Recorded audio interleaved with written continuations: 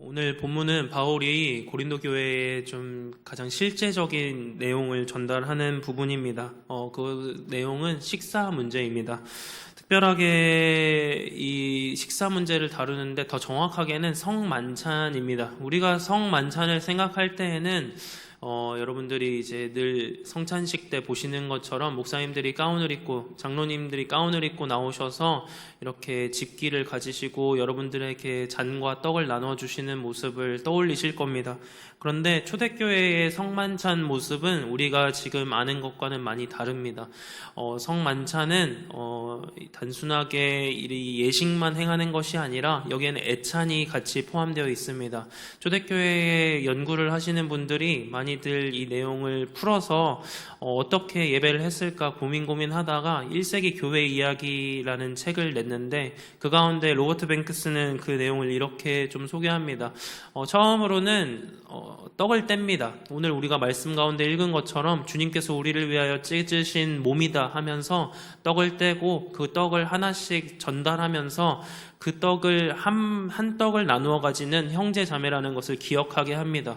그리고 그 속에서 같이 애찬을 나누는데 우리로 따지면 이제 식사를 하는 겁니다. 식사를 하면서 여기에선 단순히 배를 채우는 것에 그치는 것이 아니라 서로의 안부를 묻고 또 어떻게 지내왔는지 또 기도의 제목을 나누고 서로 또 찬양할 일이 있다면 그 자리에서 또 찬양을 나누는 일이 있었습니다. 형식과 격식에는 얽매이지 않았지만 그 안에는 자유로움과 또 성령께서 인도하심에 따라서 형제의 하나됨의 모습이 나타나는 바로 그 성만찬이 이 가운데 드러나게 됩니다. 그런데 여기 이 성만찬을 지키는 데 있어서 문제가 있었는데 무엇이냐 하면 신분의 문제와 그리고 날짜의 문제가 있었습니다. 오늘날 우리는 주일을 지킬 때에 휴일로 일요일을 지키지만 그 당시에는 이 일요일이 휴일이 아니었습니다. 특별히 모든 날을 다 일해야 하는 종들의 입장에서는 그 어떠한 날도 쉼이 없는 날이었고 저녁에 겨우 시간을 내서 오는 것이 그들에게 있어서 유일한 탈출구였습니다. 그런데 이 날을 빼고 왔을 때에 오늘 말씀에 나오는 것과 같이 겨우겨우 왔지만 그 애찬식 때, 만찬 때에 나눌 수 있는 음식이 없었다라는 게 오늘 말씀에 나오는 문제입니다. 주님께서 이와 같이 흘리신 피와 또 몸을 우리가 서로 나누면서 형제 자매됨을 기억해야 하는데 그 자리가 그렇게 되지 못했다는 것을 바울이 지금 꼬집고 있습니다. 그러면서 21절에서 이렇게 얘기를 합니다. 함께 읽어보도록 하겠습니다. 이는 먹을 때에 각각 자기의 만찬을 먼저 갖다 먹으므로 어떤 사람은 시장하고 어떤 사람은 취함이라. 여기에서 각각 자기의 만찬을 먼저 갖다 먹으면서 어떤 사람은 시장하고 그러니까 배가 고프고 또 어떤 사람은 심지어 이 포도주를 너무 많이 마셔서 취하기까지 한다는 얘기입니다.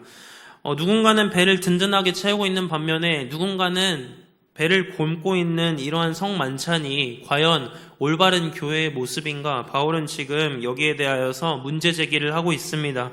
왜 이런 일이 벌어졌는가? 부유한 자들은 언제든지 올 수 있는 여유가 있었습니다. 그러나 가난한 자들, 또 사회의 하층민들, 그들의 하인과 같은 자들, 성경 가운데에서도 빌레몬과 오네시모와 같은 관계가 교회 안에 있었습니다. 종과 주인의 관계가 있었다 보니 주인은 먼저 가더라도 남아있는 하인들은 그 뒤치다꺼리를 하고서 가야 했던 것입니다. 그러다 보니까 먼저 갔던 자들이 마치 사회에서 그렇게 하는 것과 같이 교회에서도 마구잡이로 자기의 주장을 내세우면서 자기의 권리를 내세우면서 돌아보지 않고 먹었던 것입니다.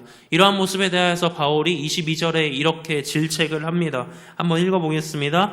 너희가 먹고 마실 집이 없느냐? 너희가 하나님의 교회를 업신여기고 빈궁한 자들을 부끄럽게 하느냐? 내가 너희에게 무슨 말을 하랴? 너희를 칭찬하랴? 이것으로 칭찬하지 않노라. 바울은 아주 노골적으로 얘기합니다. 너희가 먹을 것이 없어서 이렇게까지 하느냐 이겁니다. 너희가 진짜 배가 고프면 차라리 집에 가서 밥을 먹어라. 그렇게 아예 노골적으로 면박을 주고 있습니다. 그런데 여기에는 바울의 안타까운 마음도 함께 담겨 있습니다. 이 모습이 절대로 아름답지 않은 모습이고 너희가 교회로서 빈궁하고 어려운 자들을 돌봐야 하는데 그 사명을 잃어버렸다. 그 첫 마음을 기억해야 한다라고 여기에 대하여서 지금 깨닫게 하고 있는 것입니다. 교회는 예수님께서 자신의 몸을 찢으심으로 하나가 된 공동체입니다. 그런데 오늘 이 말씀에 나오는 공동체의 모습, 지금 너무나도 와해되어 버리고 왜곡되어 버린 이 모습은 자기들끼리 하나 됨으로써 교회를 찢고 있는 모습입니다. 이 모습을 본 바울이 진정한 성만찬이 어떠해야 하는지를 두 가지로 보여줍니다. 단순하게 여기서 배를 채우고 스스로만 만족하고 21절에 나온 것과 같이 자기의 만찬을 하는 것이 아니라 어떻게 하면 주의 만찬을 대할 수 있는지를 이렇게 얘기를 합니다. 먼저는 주님을 기념하라고 얘기하는데 우리 25절 말씀을 보도록 하겠습니다. 식후에 또한 그와 같이 잔을 가지시고 이르시되 이 잔은 내 피로 세운 새 언약이니 이것을 행하여 마실 때마다 나를 기념하라 하셨으니.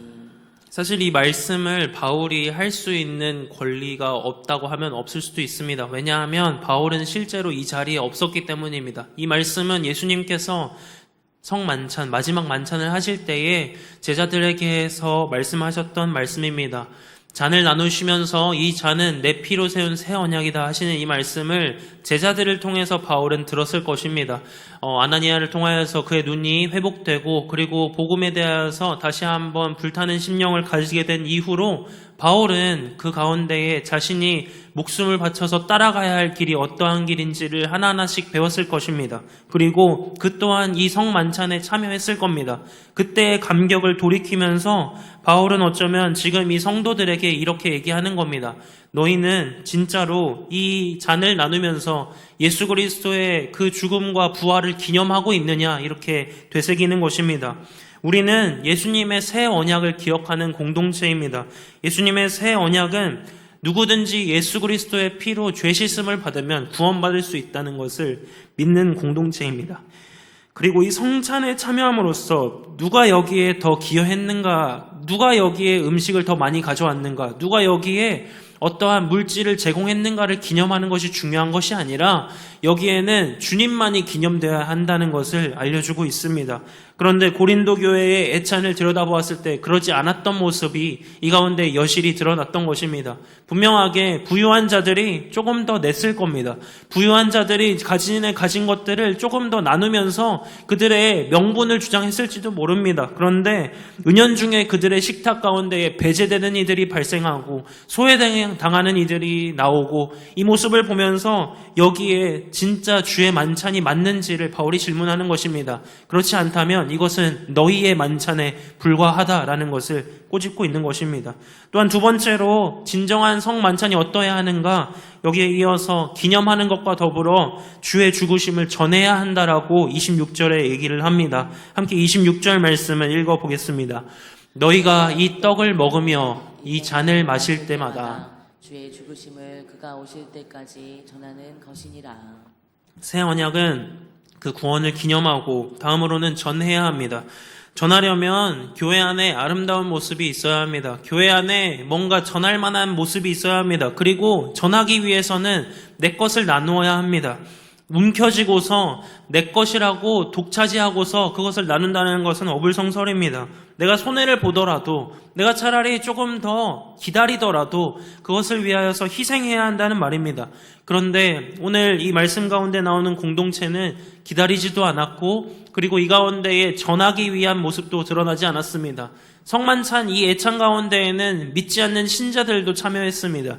이 자리 가운데에 예수 그리스도에 대해서 처음 듣는 자들도 자연히 참여했다는 말입니다. 그런데 이 모습을 보면서 세상과 다를 바가 없네 라는 생각을 가지게 된다면 이것은 잘못된 만찬이라는 것입니다. 그렇기에 진짜 부활과 죽으심을 기억하는 공동체가 되기 위하여서 전할 수 있는 모습을 갖추라라고 얘기를 하는 것입니다. 그러면 진짜로 이 성찬에 참여하기 위해서 우리 성도들은 어떻게 준비해야 하는가? 바울은 여기에 대해서 또한 두 가지로 얘기합니다. 먼저는 자신을 살피라고 28절에 이야기를 합니다. 함께 28절 말씀 읽어보겠습니다. 사람이 자기를 살피고 그 후에야 이 떡을 먹고 이 잔을 마실지니. 여기서 자기를 살피라라고 얘기를 합니다. 자기를 살핀다라는 것은 무슨 말일까? 우리가 봐야 하는데 헬라어로 도키마조가 쓰입니다. 이 도키마조는 자세하게 면밀하게 조사한다는 말입니다. 마치 그 부검을 해내면서 그 시체 안에 그 사인이 뭐인지 이거를 살펴보듯이 우리의 죄로 얼룩진 육신에 그 죽음으로 뒤덮인 육신에 우리가 주의 만찬에 참여할 수 없는 이유는 무엇인지, 우리가 구원과 상관없는 사람이 아닌지를 살펴봐야 한다는 말입니다. 사망의 몸 가운데에서 그 영원한 생명으로 이르게 되는 부활의 기념을 하는 그 성만찬에 참여할 때에 내가 흠을 가진 채로 참여해서는 안 된다는 것을 지금 바울이 아주 엄중하게 얘기하고 있습니다. 내가 주님의 구원과 정말로 상관이 있는 자인가? 내가 정말로 주님의 구원의 은혜를 기억하는 자인가? 혹시라도 내가 구원과 상관없이 살고 있다면, 혹시라도 내가 형제 자매를 아프게 하고 시험 들게 하고 또 구원받은 사람답게 살고 있지 않다면 이 가운데에 돌아보고 살펴보라는 것입니다. 그리고 부검하듯이 자세하게 살펴보아서 그것들을 돌이키라고 지금 얘기하고 있습니다. 두 번째로는 어려운 자를 살펴야 한다고 바울이 권면합니다. 우리 함께 30절 말씀을 읽어보겠습니다. 그러므로 너희 중에 약한 자와 병든 자가 많고 잠자는 자도 적지 아니하니. 우리가 교회 안에서 특별히 나와 잘 맞는 사람들하고 이렇게 공동체 또 작은 교회를 하다 보면 주변에 어떤 사람들이 있는지, 또 우리 교회 가운데에 어떠한 어려움을 가진 사람들이 있는지 보기 어려울 수 있습니다. 그런데 시야가 좁아지다 보면 우리는 마음 가운데에 좁아지는 일이 발생하고 그리고 서로 나누지 못하는 일이 생깁니다. 그런 가운데에서 바울은 우리에게 이렇게 얘기합니다. 돌아보라고 얘기를 하는 것입니다. 살펴보라고. 나만 살펴볼 것이 아니라 우리 주변을 살펴보라 얘기합니다. 너희 중에 어떠한 자가 있느냐? 약한 자가 있고 병든 자가 있고 잠자는 자가 있까? 이라고 얘기를 합니다. 잠자는 자는 단순하게 수면에 빠진 상태가 아닙니다.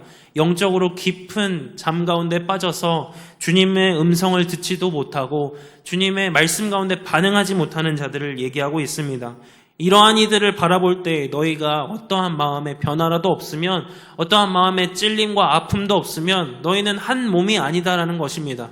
우리가 성만찬을 하는 이유, 한 떡을 나누고 한 잔을 나누는 이유는 뭐냐면 우리가 한 몸이라는 데 있습니다. 내가 몸 하나가 아프면 온 전체가 아프듯이 지체 가운데 한 사람이 아프면 우리가 함께 아파해야 하는데, 너희는 하물며 이 성만찬 가운데 참여하지 못하는 자가 있음에도 왜 아파하지 않느냐, 이 얘기를 하는 것입니다. 교회가 이와 같은 모습을 보이지 않을 때에 교회는 교회의 기능을 하지 못한다고 바울이 안타깝게 얘기하는 것입니다. 만약에 이러한 가운데에서 계속된 모습이 이어진다면 이 모습은 주님께서 징계하실 모습이라고 이야기를 합니다. 우리 함께 32절의 말씀을 읽어보도록 하겠습니다. 우리가 판단을 받는 것은 주께 징계를 받는 것이니 이는 우리로 세상과 함께 정죄함을 받지 않게 하려 하심이라. 우리가 누구에게 판단을 받고 있는가 돌아봐야 합니다. 사람의 판단을 두려워하여서 그러다 보면 우리는 때때로 잘못된 길로 접어들 때가 많습니다. 사람의 생각 가운데에 무너지면 주님으로부터 받을 그 상급과 주님으로부터 받을 것들을 놓치게 됩니다. 오늘 이 시간 바울은 우리에게 계속해서 이 모습들이 단순하게 형제 자매만을 아프게 하고 끝난 것이 아니고 너희만 그렇게 즐겁고 끝난 문제가 아니고 이것은 주님으로부터 징계받을 문제다라는 것을 알려줍니다. 그리고 이 가운데에 세상과 다를 바 없는 모습으로 교회를 오염시키지 말라고 얘기합니다.